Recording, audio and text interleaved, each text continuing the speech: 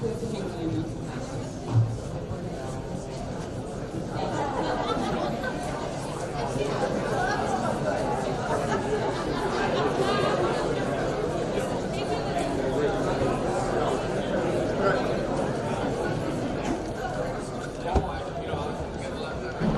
High School Student Union. To my left is the Student Union President-elect for the 2016-2017 school year, Connor Carroll. The purpose of tonight's program is to allow for each candidate running for trustees of the Lancaster School District Board of Education the opportunity to express his or her personal opinion in response to questions being submitted by members of the Lancaster School District voting community. I have also prepared some questions in advance if they are needed. As you enter the auditorium tonight, you should have picked up a handout with tonight's procedures outlined. There are 5 candidates running for 2 positions on the Lancaster School Board of Education. Board members are elected at large and will serve a 3-year term from July 1st, 2016 to June 30th, 2019. I will now introduce each candidate in alphabetical order by reading a short biography. Will each candidate please stand as I introduce you? Bill Gallagher. For the past 3 years, Mr. Gallagher has served on the Lancaster Board of Education in various capacities, most recently as the board's vice president for the 2015-2016 school year. Mr. Gallagher has served on the Building Use Committee and Finance Committee, as well as an alternate delegate to the Erie County Association of School Boards. Mr. Gallagher has worked for the past 11 years in the Frontier Central School District as a mathematics teacher in both the middle school and the high school buildings. Mr. Gallagher has been involved in various leadership activities at Frontier, including advisor for the math club at Frontier High School, as well as many curricular committees to help students find success. Mr. Gallagher holds 2 bachelor's degrees, broadcasting communications and secondary math education, as well as a master's degree in curriculum construction and assessment. Mr. Gallagher has lived in the Lancaster School District for 9 years with his wife, Nicole, and his daughters, Amelia, 5th grader at William Street School, and Ella, 2nd grader at Court Street Elementary. Mr. Gallagher said that he is proud of the students, teachers, administrators, and parents in the district for reaching the goal of 99.7% graduation rate during his tenure on the Lancaster Board of Education.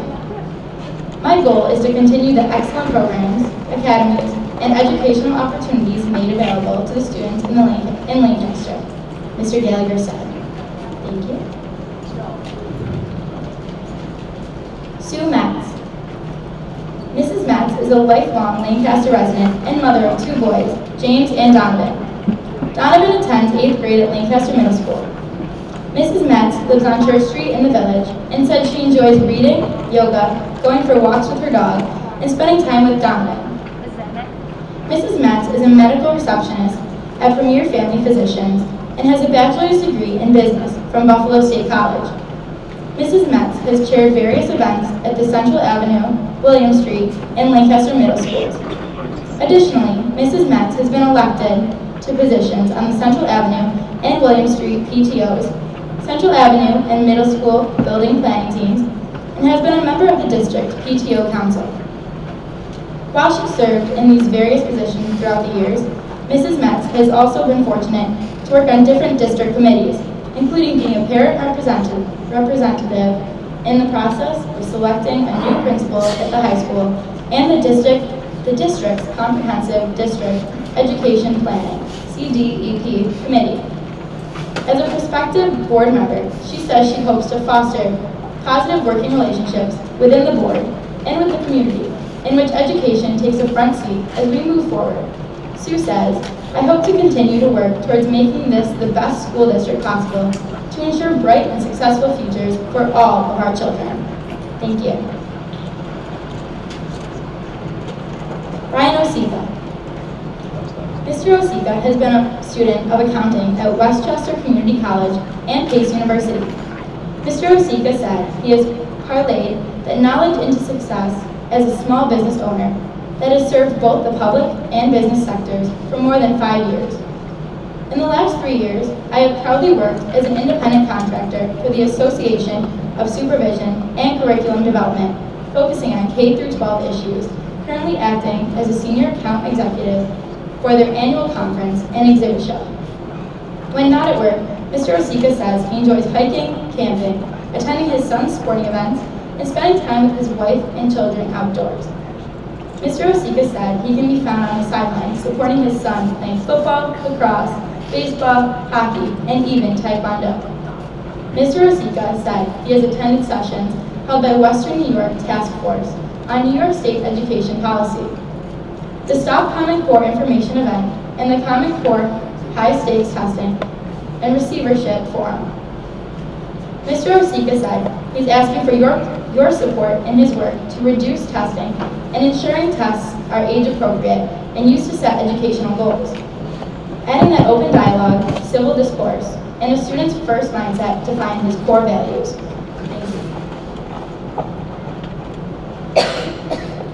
Christy Perillo Okeke.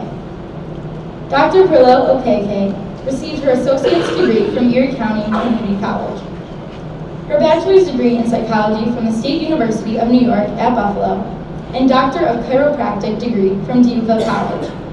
In addition, Dr. Perillo Okeke holds a Certified Medical Reimbursement Specialist certification from the American Medical Billing Association. Dr. Perillo Okeke teaches full-time and directs medical faculty at Bryant and Stratton College for their allied health programs. She's also an adjunct instructor from Miller Moat College. Dr. Perillo Okeke is a proud wife and mother of 2 boys who are both enrolled in the Lancaster School District. She said she is actively involved at their school by serving as a PTO secretary, chairperson, and volunteer for many events throughout the year, as well as helping to run weekly classroom centers. Dr. Perillo Okeke said she believes the path to better schools comes from collaboration among teachers, staff, elected officials, and the community. The children within our Lancaster community are our most precious resource. I believe in providing K-12 students with exceptional education experiences in order to develop informed and responsible citizens for our evolving 21st century. Thank you. Mary Jo Schaefer. Mrs. Schaefer received her bachelor's degree in English from Niagara University and a master's degree in secondary English education from the State College of New York at Buffalo. Mrs. Schaefer has taught English at Alden High School since 1998. Mrs. Schaefer and her husband Jimmy are lifelong residents of Lancaster and members of Our Lady of Pompeii Church. Their oldest son, Shane, is an 8th grader at Lancaster Middle School.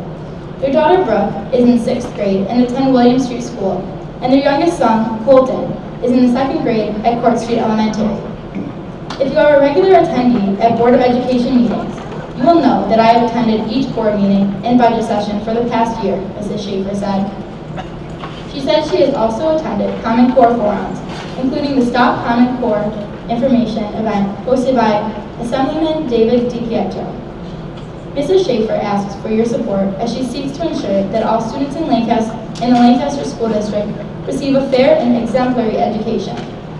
I believe that the community plays an integral role in the educational process, and their right to speak must never be silenced. Mrs. Schaefer said, I will work with my fellow trustees to develop a plan that uses the district's financial resources effectively and efficiently. Lancaster can and should be fiscally and academically the finest public school system in the state. Thank you. The question and answer period will now begin. We will proceed as follows.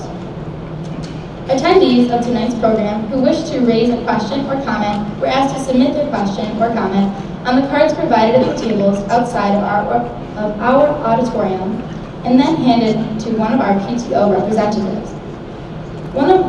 Only those who did so will be included in our Q&A this evening. But of course, anyone can contact a candidate directly on their own if their particular issue was not covered tonight. I have those cards with me here now, and will ask the questions or state the comments in random order. We will pose as many questions and comments as time allows, giving the candidates the opportunity to respond to each. Please be respectful of this process as we try to create the most productive opportunity for everyone here to listen to the candidates' positions. Please refrain from raising questions or making comments from your seats. Again, if you have not heard your question or comment addressed, you may of course contact any of the candidates directly. All questions were required to have a name and address included. If a question does not contain the required name and address, it will not be read. If a submitted question card includes more than one question, I will read only the first question. If your question is selected, when your name and address is read, please stand so the candidates can address you with their answers. Each candidate will be given a 1-minute opportunity to respond to each question in a rotating order. I will now select the first question at random.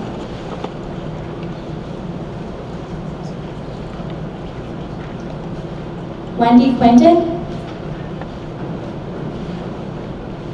Which member of the current school board do you think has done the best job over the last year? We will begin with Dr. Perillo Okeke.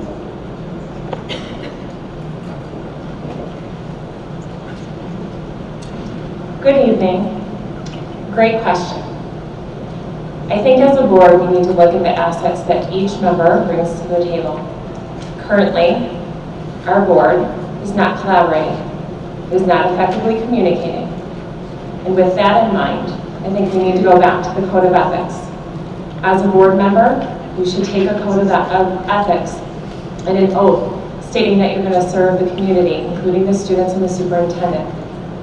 So with that in mind, moving forward, I believe we need to renew a new oath that includes a social media clause that allows for someone or the ability for our community to ask a board member to resign if they are not fulfilling those duties that are listed in that oath.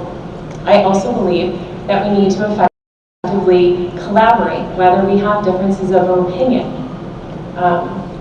And again, if we look in society, any great working team, whether it's a corporation or an institution, they communicate with one another. They don't slander or commit libel.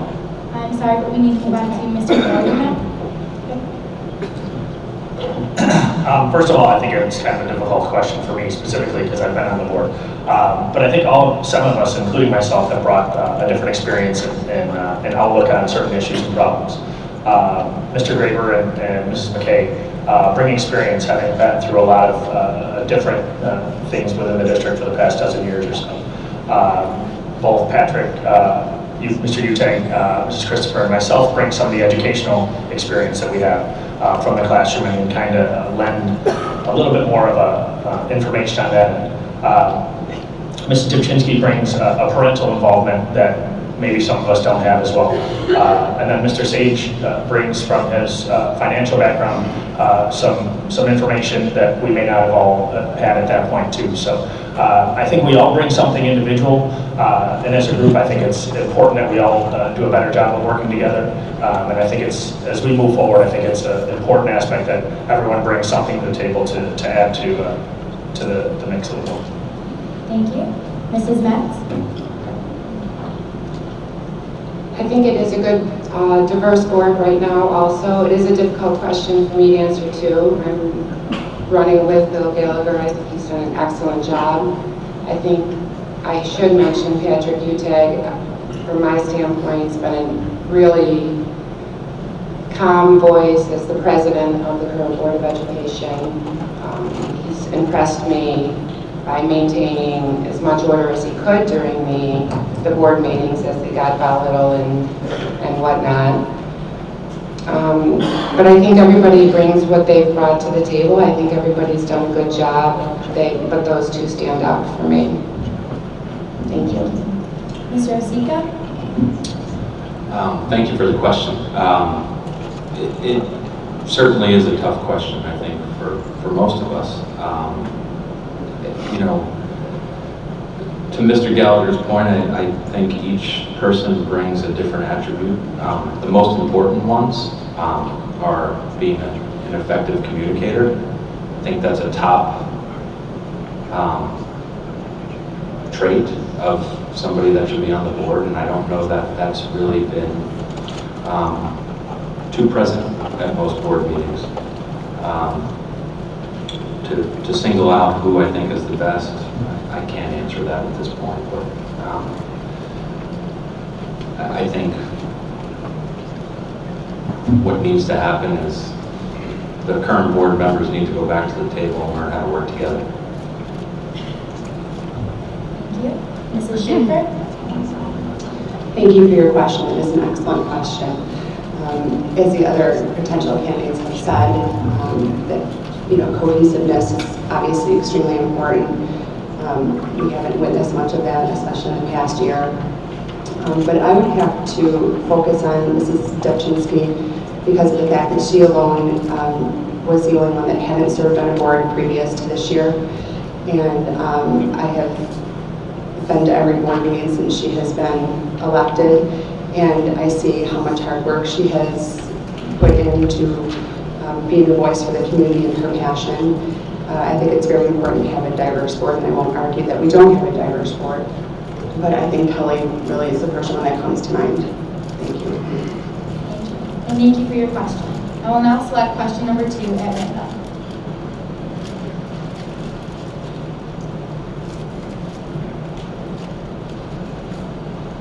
Mark Siri.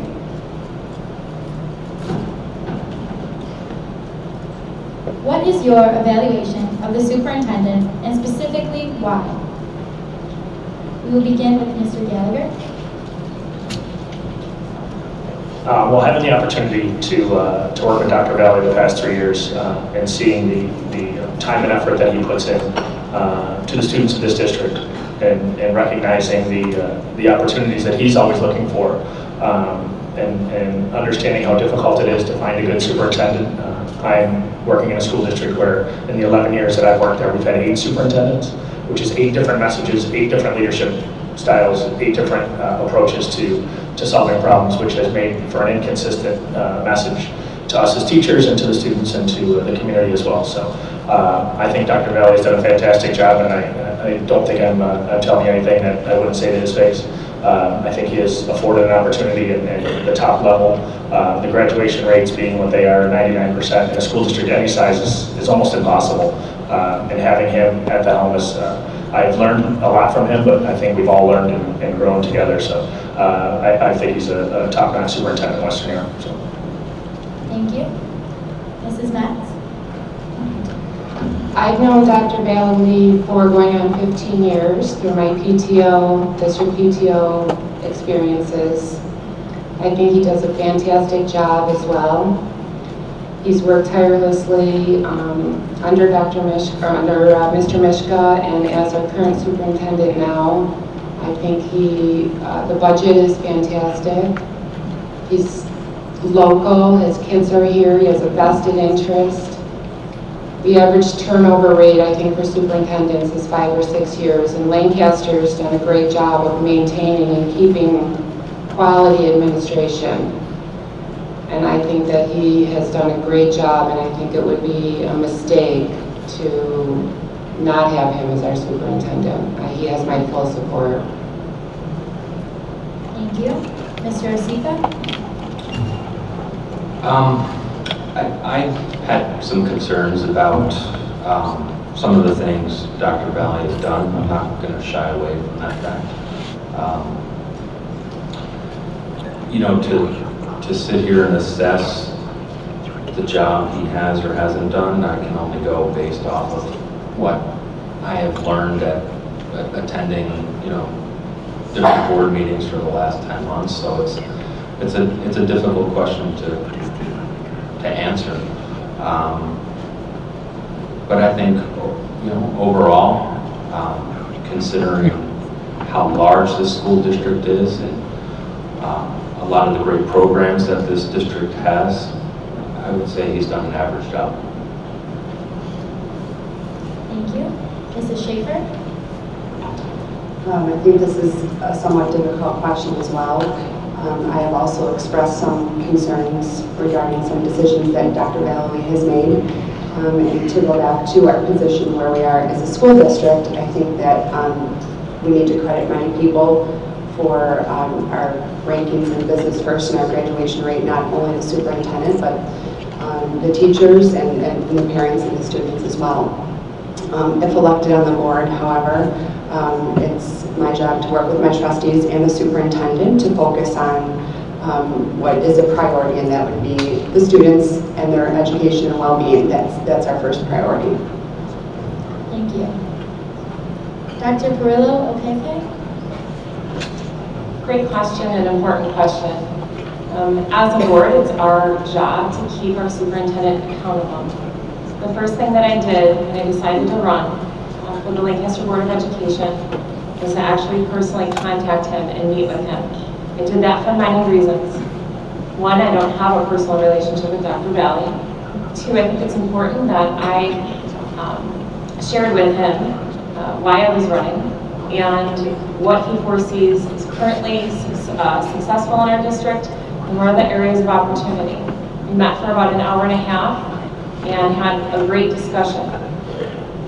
A superintendent's evaluation, when we're looking at an evaluation at that position, 4 things come to mind: accountability, a board-superintendent relationship, professional development, as well as contractual and compensation considerations.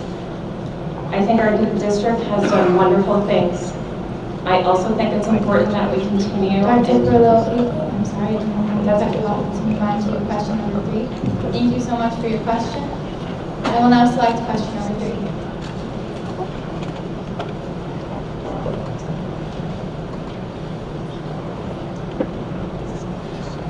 Tracy Dagaman.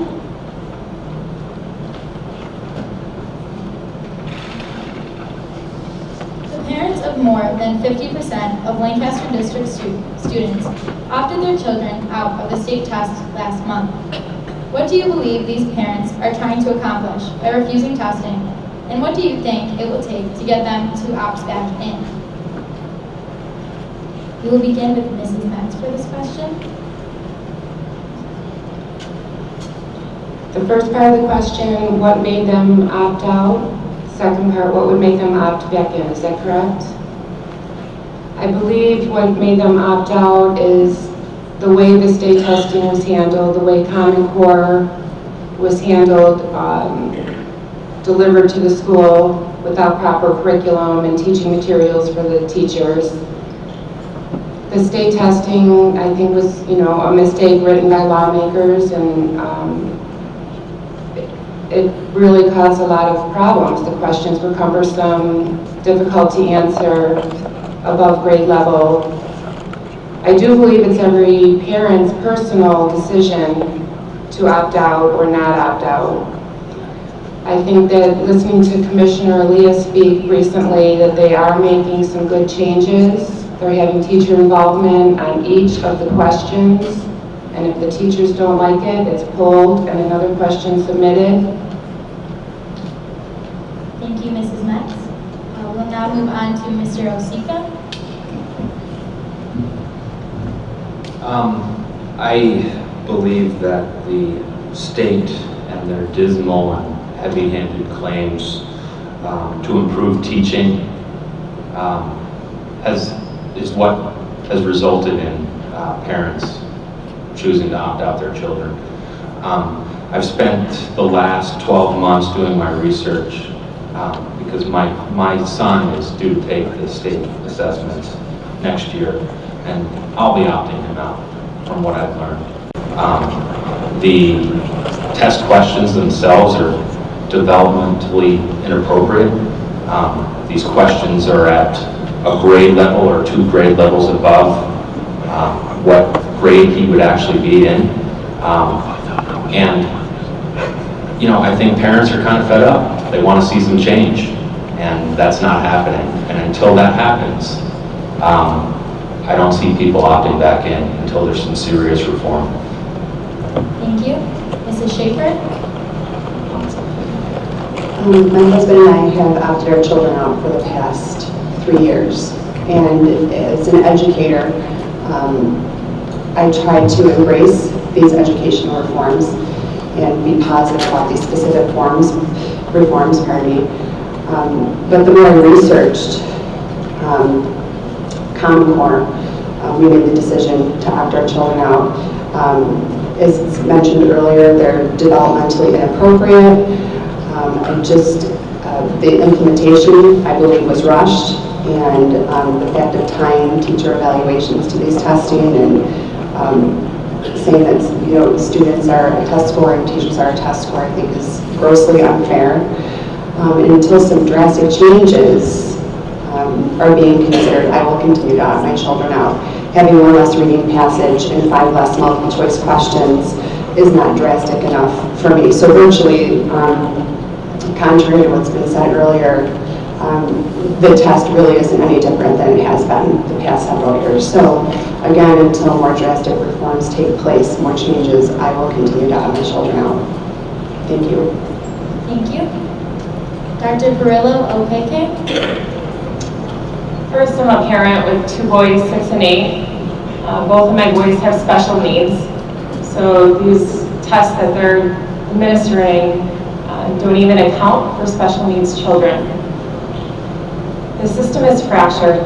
I have personally worked with Pearson, the third-party vendor that develops these tests at a college level. A lot of this is profit-driven. And our children are more than a test score. I do believe that we can effectively make tests that are appropriately assessing where a child's learning outcomes are at. But I think that we need to give the autonomy and the creativity of our teachers back to them. We need to give the classroom back to our teachers. Right now, it is a dictated script. So what is this going to take? This is not going to just take parents opting out. We need to have parents opt out even more and take it to the state and federal level, to John King himself. And in order to do that, we have to get... I'm sorry, I'm going to interrupt you. Mr. Gallagher? The question is, I guess, why the opt-out parents or what they're looking for. And I have, having seen them at board meetings for the past 3 years, I think mostly what they're looking for is change. And they're looking for some local control put back into some of the decisions that are being made. I think we can all agree that the Common Core movement and the implementation of the curriculum disconnected from the assessments and the teacher evaluations was rushed. And I think we can all understand that. And I even saw that in my own experience as a middle school math teacher for the past 4 years. So, and how to get students to opt back in or get parents to opt back in, I don't know the correct answer for that. I know they're looking for trust and at least a conversation. I can tell you that Commissioner Elia seems to be a little bit more open to some of those conversations than they were under Commissioner King. He seemed to shut the door on who was invited to these things. But whether those changes come, I think it remains to be seen. But we'll have to wait and see what the next. But I respect the parents' opinion to opt their children out and to and continue that fight. So. Thank you. Thank you very much for your question. I will now select question number 4 at random.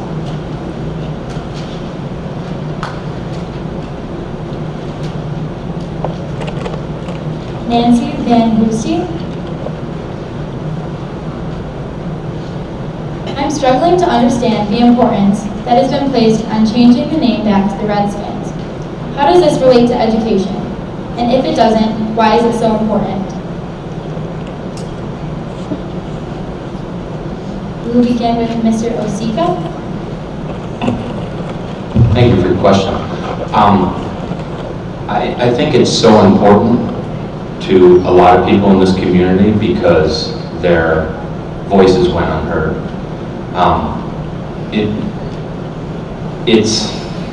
There's so many other issues that are facing this school district right now that are more important than the Redskin issue. But here we are, after a year has gone by, the name has changed, the mascot has changed, but we're still talking about it. And I think we're still talking about it because there's a group of people in this community that feel they weren't heard.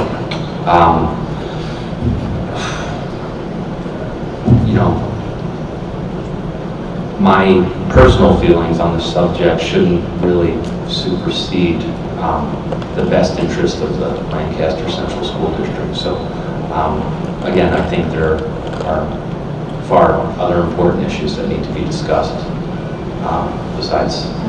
Mr. Osika, I'm sorry. Thank you. Mrs. Schaefer? I don't necessarily agree with why it's so important. I think that the real issue is the process that took place last year. I think the majority of the community, their voices were not heard, and I think they were upset at the whole process.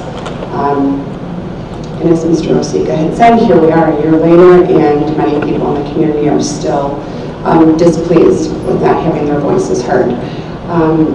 You know, there are many other issues that I'm concerned about, and you know, the focus needs to continue on what is best for these children, their education, and their well-being. So, you know, the many other issues plaguing the district, and you know, the icon has been retired, the name has been changed, and I think many people are still trying to heal from that. And you know, I think we just need to focus on what's best for the students. Thank you. Dr. Perillo Okeke. I am a culturally sensitive, competent person. What does that mean? It means that I've traveled all over the world and I've worked with people from all cultures and all races and continue to do so today. When last year this whole issue came about, a lot of what I've heard from our community is not necessarily the name change itself, but the way that it was handled. And a lot of people felt that their voice was lost. We know in the past that when we operate from a dictator standpoint, the community will revolt. So moving forward, I think that we need to take lessons from what we have seen over the past year and move forward. With that in mind, I think it's important to have open forums like this. I think it's important to push out surveys to the community that we can post on our website to gather feedback. I think it's important to Dr. re-examine. Perillo Okeke, I'm sorry, I'm going to interrupt you to move on to Mr. Gallagher. Well, as one of the 5 people, only one here of the 5 people who have who voted to retire the name, while it's not important to education, I think it is important to be racially and ethnically sensitive to those people who feel differently. As the father of an African-American daughter and the uncle to 2 African-American children as well, I think it's important to send a message to our children that even though we are not offended by something, there's a group of people who were offended. And it doesn't drive what happens in the school building, but it's important to have those ideals. It's something that I believe in and something that I've lived with my entire life. Even though it's not something that might be an idea that everyone would agree on, the process we agreed was not something even we as a board decided that was something we were going to do. Our board goals for that year spoke as an educational journey. That's something we were going to look towards. But certain legal aspects that I can't describe and can't even get into made us force that decision a little bit earlier than we would have liked. So. Thank you. Mrs. Metz. I agree that the Redskins names doesn't have anything to do with education. I think it's still, I hear it everywhere I go, that it's time to move forward. It's time. But people, while they may feel that their voice wasn't heard, I believe that the board did make the right decision. I would have voted the same way. I think that, as Mr. Gallagher said, there was legal implications that we don't know about as the community that would force them to make the decision as they did. But I think there's so many more important things, and the overwhelming majority of people that I've spoken to in this community are ready to move forward. And then I've spoken to so many students also that said this is not an issue to us. It seems to be the adults that are still wanting to hang on to that, and I think we need to talk about education instead. Thank you. Thank you. Thank you very much for your question. I will now select question number 5.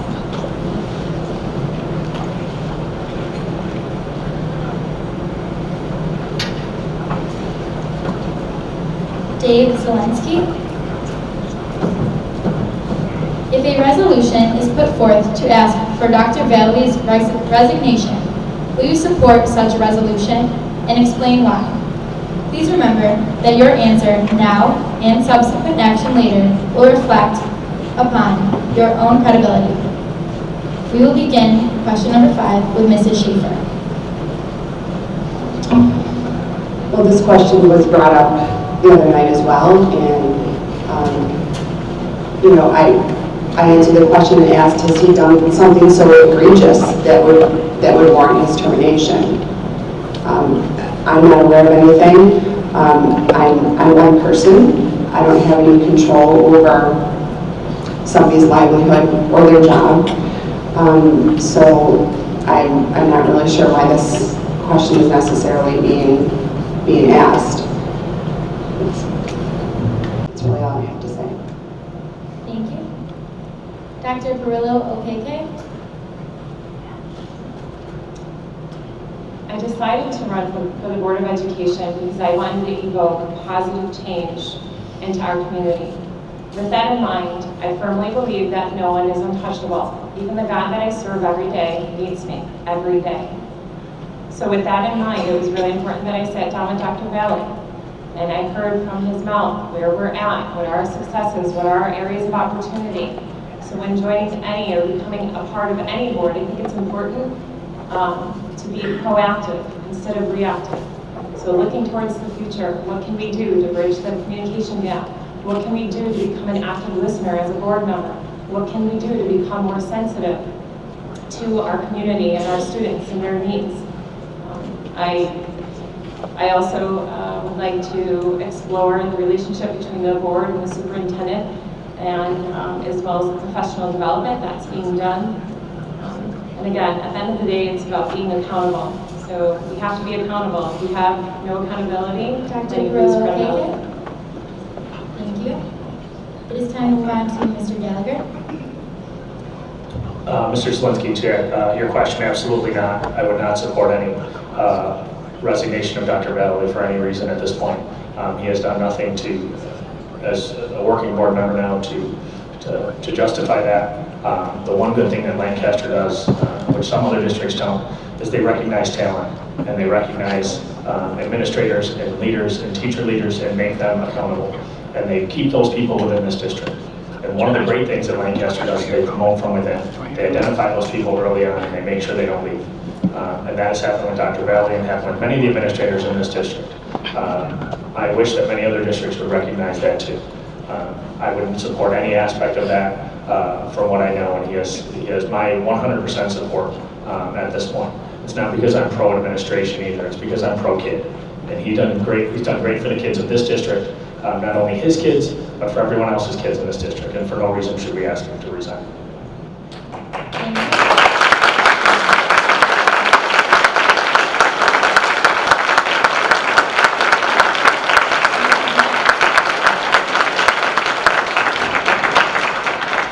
I would not support any decision to ask him to resign either. Having known him for as long as I have, and seeing the work that this district has done to get to where we are now with our graduation rate and with the academies and with, the students are just doing amazing things right now in this school district, and we need to continue that. I would absolutely not ask for that. I would not support that, and he has my full support also.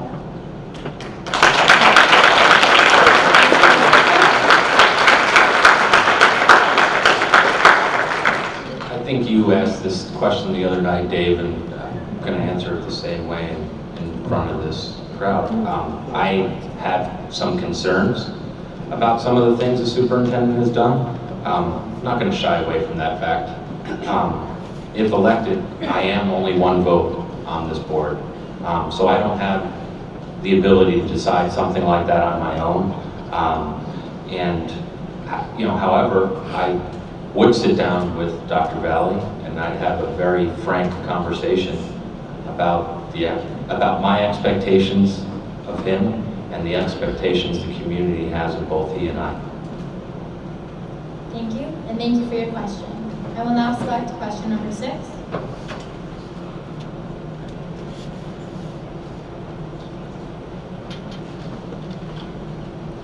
Rick Foley.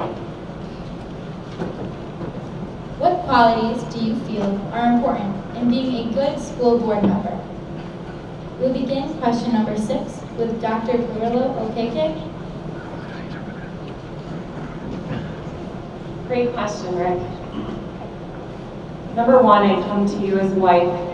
I also come to you as a mother. I come to you as an educator and an administrator and a doctor of chiropractic. I think as a board member, you need to be able to collaborate with people who have different viewpoints. You need to be an active listener to the community. You need to be passionate about education. Hence why I've embedded myself into my children's educational journey. I see from a college standpoint what happens when my adult students don't have the assets, the resources, or the instruction needed to move on and to actually master the outcomes. They have to start over at a foundational level with them in college. I also think that you need to be able to work together with your other board members. Whether you have differing viewpoints, somehow you have to meet in the middle. And I also think that you need to listen to the community a bit more than what we've seen in the Dr. past. Carrillo Okeke. I'm sorry to interrupt you. We need to move on to Mr. Gallagher. Mr. Foley, having been on the board for the past 3 years, I think it's been a learning experience for me. And I think what makes a good Board of Education member is the same thing that I expound on my students every day. And I teach middle school, and it's a difficult age for a lot of kids.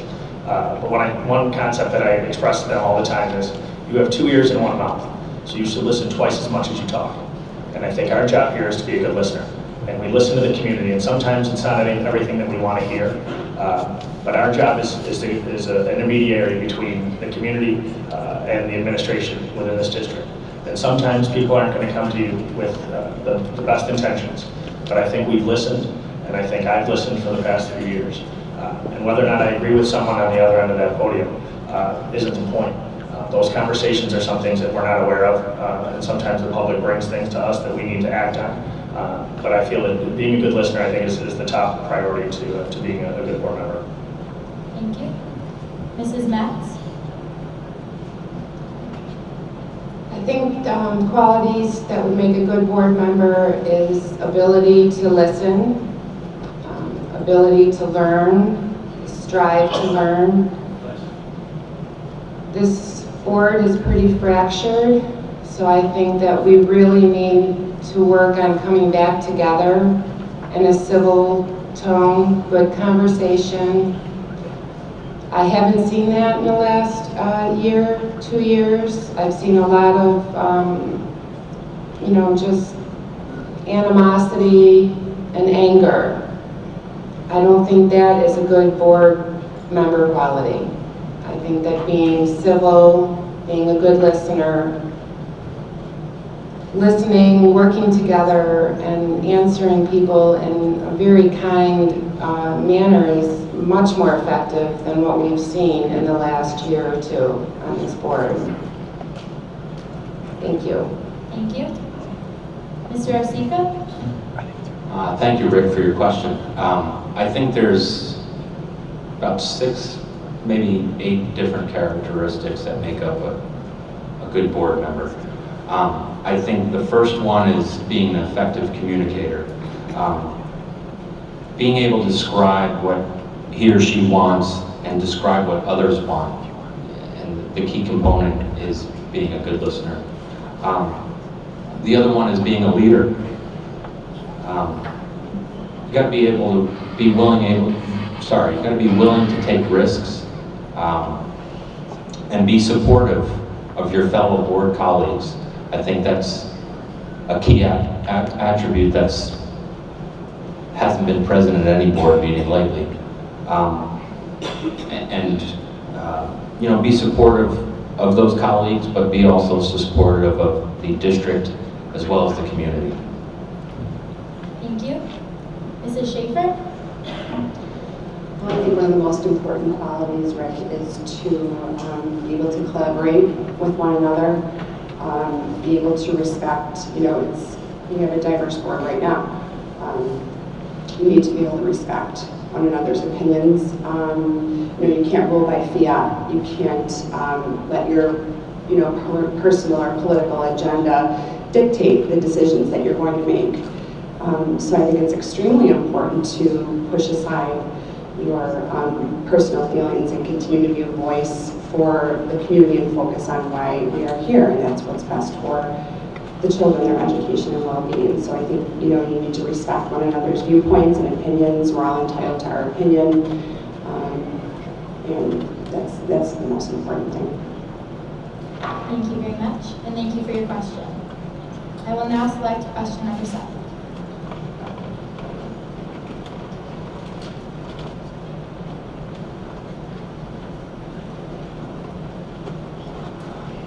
Sue Bauer.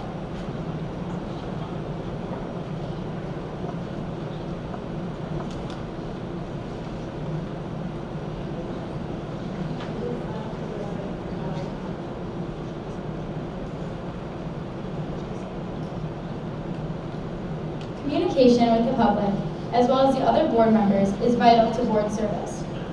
Many current board members give off the vibe that they are being judgmental towards others through their communication. Why? Because 7% of communication is verbal, what you state. 38% of communication is paraverbal, tone, range, inflection, volume. That leaves you with 55% of communication being nonverbal, posture, eye movement, facial expression, head movement, etc. Considering this, will you stand up to those you witness being judgmental and ask them to refrain from their behavior? Will you interject and ask for Mr. Utag and Dr. Bailey to stop sending notes to each other? If you are not willing to do these things, how do you plan on restoring civility? We will begin question number 7 with Mr. Gallagher. Well, having sat on this board for the past 3 years, I have no problem listening to people. But listening isn't the only thing we've been done. We have been attacked for the past year, and sitting up here and have people yelling at us. And it's hard to sit there when someone's yelling at you and not have a reaction. But I think reading into body language and reading into someone's facial expression, I think is a dangerous proposition. Just like reading someone's email or text message, you don't know the tone of that message. So I think we've done a pretty good job of listening to people. It's difficult when certain people come up with what they feel are gotcha questions coming to us as board members, and efforts to attack us personally and the administration. And as far as the notes being passed, I've been up here as well. Sometimes there's communication between the board president and the superintendent. It's not a design to humiliate anyone. It's just maybe timing aspect or something that he may have forgotten. It's not anything evil or insidious behind it. So. Thank you. Mrs. Metz? I would also agree that it's hard to judge a person by their facial expression, their body language. I've actually been told that I'm too nice. Maybe I smile too much. And it's kind of insulted me that would maybe be construed as a weakness. It's unfortunate because that's just how I am. But what I've seen at this board meetings, yeah, there's a lot of body language that's pretty overtly hostile. And that's between the public and the board and between the board members themselves. And it's really disappointing to see that, and I've seen it just in the last, last week's roundtable. It was a hostile environment where people had just they came looking to make people uncomfortable instead of getting to know the candidates. They came to ask questions that were designed to make people Mrs. uncomfortable. Metz? Sorry, we're going to move on to Mr. Osika at this time. I think civility exists only when we recognize that though we may disagree on issues, we should all be focused on what we believe is in the best interest of the kids in this community. Disagreement shouldn't be taken personally, nor should we be attacking a person's character. I think that we can return civility to this board by leading by example. Be responsive, be patient, be professional, and don't let emotion guide our decision-making. Thank you. Mrs. Schaefer? More importantly than actually using a tagline that you want to bring civility back, you have to make sure that every thing you say and every action demonstrates that. And unfortunately, that hasn't been demonstrated in the past week by people up here who want to bring back civility. You know, obviously, it's extremely important to act as an adult and act in a cohesive manner and respect one another's opinions and viewpoints, and you know, continue to focus on why we are here as a board. And again, it's for the education and the well-being of the students. So insofar as body language, I think that it sometimes can be an accurate assessment of the type of person that you are, but that's not an exact science. Thank you. Dr. Perillo Okeke? Communication is the foundation of any relationship. We know that in our own personal relationships with our children, with our spouses, with our partners. The board sets the tone for this community, and we must emulate what we want our children to model. I enter this race for the children. I am passionate about our children, where they are today and where they're going tomorrow, because they are the leaders of our future. As a board, it's important that we're active listeners, not just to the administration, not just to the teachers and staff, but to our students as well and our community. Those who have children and those that don't have children, because they still pay taxes in this community. Open discussion forums like this, where you allow for back and forth conversation, are very helpful. But being an active listener, it's not just someone that actually listens, it's someone that takes in the information and then affects change and does something with that information. We have a lot of opportunity that we can Dr. actually. Perillo Okeke? Thank you. Thank you very much for your question. As our question and answer session has come to a close, I would like to thank everyone who has submitted questions to our candidates. At this time, we will begin to close our forum with each candidate having a 1-minute closing statement. We will begin with Dr. Perillo Okeke. First, I want to thank everyone for coming tonight. I think it's wonderful for you guys all to get informed and ask these questions. As a wife, as a mother, as a doctor, as an educator, and an administrator, I have a well-rounded point of view. I will bring positivity, professionalism, experience, passion, and dedication to learning, and a unique perspective to look at all things from all angles. I value my ability to be open-minded, a strong communicator, which I feel is very important in serving in a public capacity. Your voice can truly affect change. I will vow to visit our schools periodically, to actually get into the classrooms and see what our students are learning and talk with them and meet with our teachers. I am eager to work with the board. I'm a collaborator. I think it's very important that when you serve on a board, you're willing to work with anyone and that you're open and responsive to other people's Thank opinions. you, Dr. Perillo Okeke. Next is Mr. Gallagher. My reasons for running the board have been well documented. As many of you have heard, my daughter Amelia was not welcomed into this world at an easy pace, being born at 24 weeks gestationally and having many issues that the district has stepped up and taken care of for her. So, and her and my daughter Ella have been welcomed as well to the district, and as someone who's not the same as everyone else in this district, as someone who's African American, I think it's important to understand those things. But more important than that, and more important than what the district has done for my children, is I think a return to some civility not only within this board, but within the community. I believe and I live by a concept of always being nice to one another. I think it's important to be nice to one another. I think the children are watching.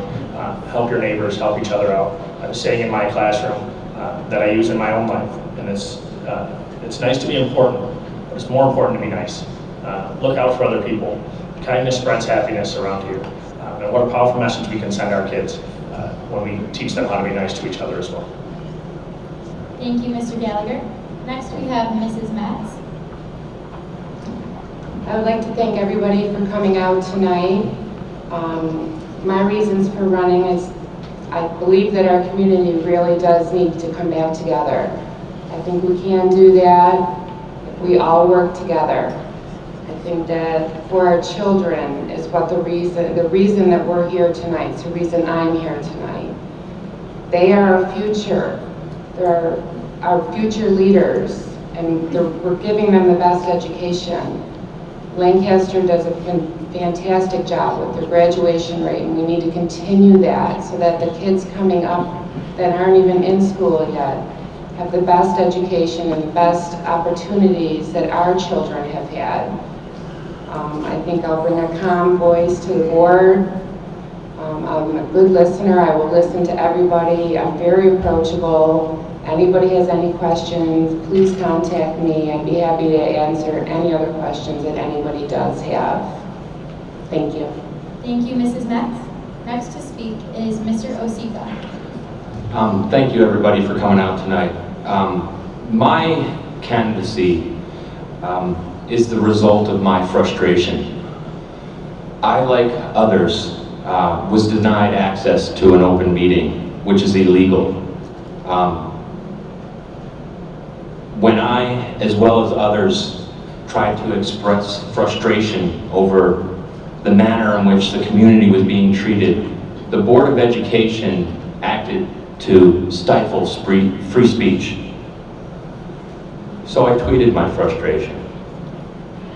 Then I realized hiding behind a keyboard wasn't enough. So I decided to stand up and do something about it.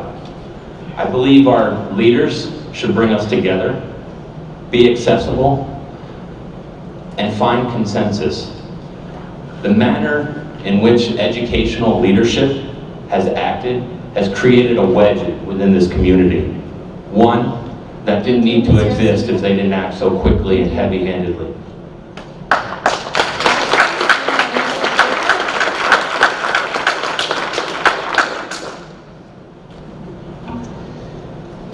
Thank you for taking time out of your busy schedules to attend this forum this evening.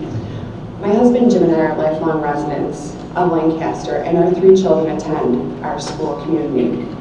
I've been an educator for nearly 20 years, and have devoted a large part of myself to education and the students who have passed through my classroom. With all the issues facing our school community, we must remember that the education and well-being of our children comes first. The division and discord between the last board and the community has been both alarming and disturbing. If elected, I will move to bring the parents and the taxpayers back into a cohesive partnership with our school district. I am passionate about many issues. My greatest passion, however, is the education and well-being of our children. Thank you.